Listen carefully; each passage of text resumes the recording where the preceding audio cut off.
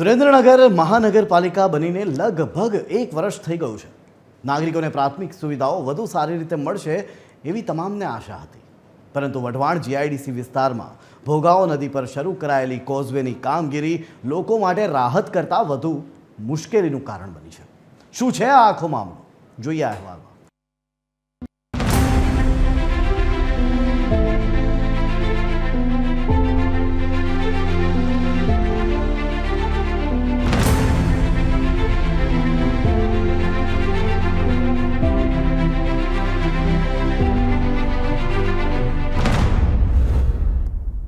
સુરેન્દ્રનગર જિલ્લાના વઢવાણ જીઆઈડીસી વિસ્તારમાંથી પસાર થતી ભોગાવો નદી પર બની રહેલા કોઝવેની કામગીરી હાલ ગોકળ ગતિએ ચાલી રહી છે। 6-7 મહિનાથી કામ ગોકળ ગતિએ ચાલી રહ્યું છે, તેમાં વળી કોઈ જ વૈકલ્પિક ડાયવર્ઝન પણ આપવામાં નથી આવ્યું, જેથી આસપાસના ગ્રામજનોને ભારે હાલાકી ભોગવવાનો વારો આવ્યો છે।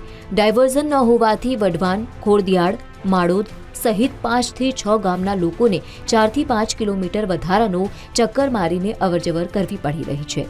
સ્થાનિક વેપારીઓ, ઉદ્યોગોમાં કામ કરતા શ્રમિકો, વિદ્યાર્થીઓ અને દર્દીઓને રોજિંદી મુસાફરીમાં ભારે મુશ્કેલી સહન કરવી પડી રહી છે। ખાસ કરીને રાત્રિના સમય અને ઇમરજન્સી પરિસ્થિતિમાં વૈકલ્પિક માર્ગ ન હોવાના કારણે લોકોને હાલાકી પડી રહી છે।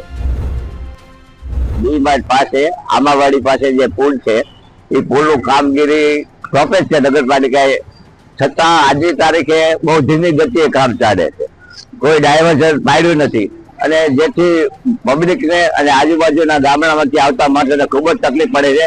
માટે જવાબદાર કોન્ટ્રાક્ટર વહેલી તકે કામ પૂરું કરે અને કમિશનરથી જાતે જેની તપાસ કરે, આવું ચાલે નહીં અને ડાયવર્ઝન આજની તારીખમાં 24 કલાકની અંદર મૂકો જેથી પબ્લિકને તકલીફ ન પડે।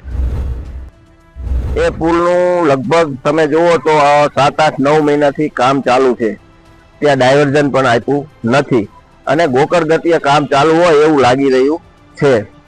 એના હિસાબે વઢવાણની જનતા, જોરાનગરની જનતાને ત્યાંથી પસાર થવું હોય તો પસાર થઈ શકતા નથી, એમને 4-5 કિલોમીટર ફરીને તે ગામમાં જવું પડે છે।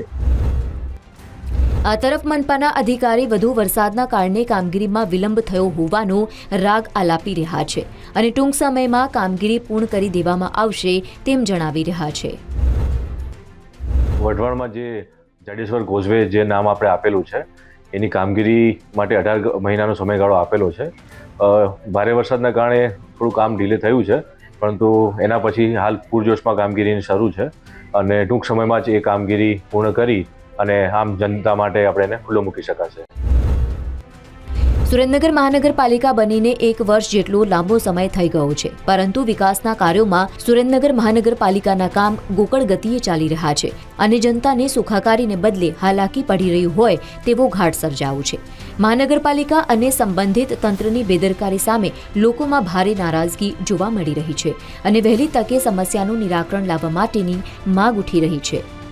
TV 13 ગુજરાતી માટે રાજેશ બહુરાશીનો રિપોર્ટ, સુરેન્દ્રનગર।